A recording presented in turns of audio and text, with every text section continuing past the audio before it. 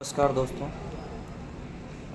Cuba Cuba एक Caribbean सागर में स्थित एक जीवंत द्वीपीय देश है जो अपनी औपनिवेशिक वास्तुकला, क्लासिकल अमेरिकी कारें, जो 1950 की दशक की अभी भी अमेरिकी कारें क्यूबा में देखने को मिलती हैं, सिगार और कम्युनिस्ट शासन सत्ता के लिए जाना जाता है। इसकी राजधानी हवाना है। यहाँ के उत्पादन में देखा जाए तो चीनी और गन्ने का उत्पादन किया जाता है। गन्ने की खेती की जाती है जिससे चीनी का उत्पादन किया जाता है बड़ी तादाद में। यहाँ पे साक्षरता दर 100%। यहाँ पे खूबसूरत इसके जो समुद्र है बहुत ही खूबसूरत है, टूरिस्ट प्लेस है। ओल्ड हवाना, वैली डी विलानेस, प्लाया पारिसो, यहाँ पे ये समुद्र तट है, बहुत ही जो टूरिस्ट प्लेस है, घूमने लायक स्थान है। आइए इसके इतिहास के बारे में जानते हैं थोड़ी सी। तो इसकी खोज 1492 में क्रिस्टोफर कोलंबस ने की थी और 1902 तक ये स्पेनिश उपनिवेश के तौर पे रहा। इसके बाद 1959 में यहाँ पे क्रांति होती है। उस क्रांति के जो नायक थे फिदेल कास्ट्रो, उन्हीं के नेतृत्व में एक क्रांति होती है। वहाँ पे उस समय अमेरिकी समर्थित सरकार थी।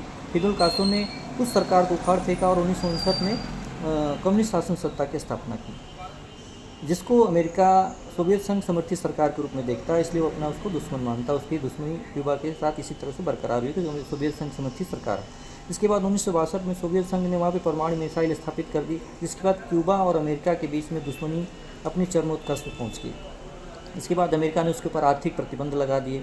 आर्थिक प्रतिबंध लगाने के बाद वहाँ पर बिजली की संकट, तेल की आपूर्ति न होने से बिजली की संकट, ब्लैकआउट की स्थिति, वहाँ की सरकार को अभी ट्रंप ने फेलियर करार देते हुए कंगाल बताया हुआ।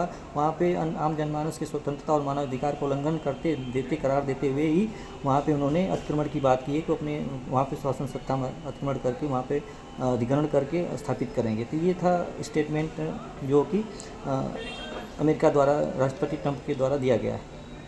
तो ये क्यूबा जो वहाँ पे अभी आर्थिक चीज़ संकट से गुजर रहा है।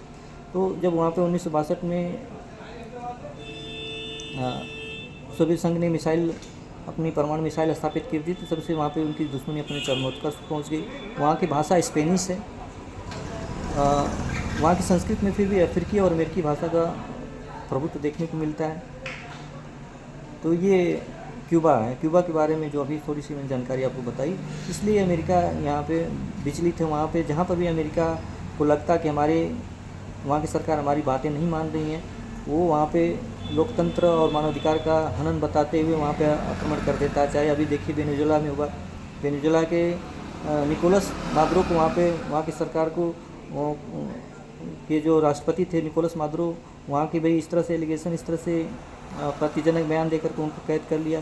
यही हालत इराक में हुई। अब ईरान में भी उसने युद्ध के माहौल में पूरी दुनिया को लाकर खड़ा कर दिया है। तो जहाँ पर भी अमेरिका को लगता है कि हमारी बातें वहाँ की सरकार नहीं मानी, वहाँ पे वो इस तरह की अनर्गल बातें कर करके वहाँ की शासन सत्ता को अपने कब्जे में लेकर अपनी समर्थित सरकार बनाने का वो प्रयास करता है। तो ये अमेरिका पूरी दुनिया के लिए एक तरह से लोकतंत्र के लिए बहाली की जो बात करता है, वो एक सिर्फ उसका दिखावा है।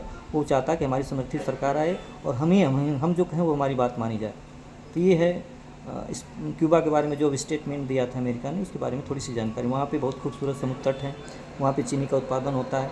वहाँ पे आर्थिक प्रतिबंध के चलते वहाँ पे तेल की आपूर्ति नहीं हो पा रही, जो वेनेजुएला से तेल भी जाते थे। वहाँ पे ब्लैकआउट की स्थिति हो गई है, वहाँ की आर्थिक स्थिति कमज़ोर हो गई है। फिर भी वो क्यूबा संघर्ष कर रहा है, आगे अपने अस्तित्व को बचाने के लिए वो झुकने को तैयार नहीं है। तो वहाँ पे पर्यटक स्थल हैं, खूबसूरत समुद्र तट हैं, वहाँ की विरासत बहुत ही खूबसूरत। वहाँ पे ये द्वीप है जो अमेरिका के काफ़ी करीब में है, इसलिए अमेरिका इसे अपने कब्जे में लेना चाहता है और लोकतंत्र का हवाला दे करके इस तरह की बातें कर रहा है। नमो बुद्धाय। जय भीम, जय भारत, जय संविधान साथी।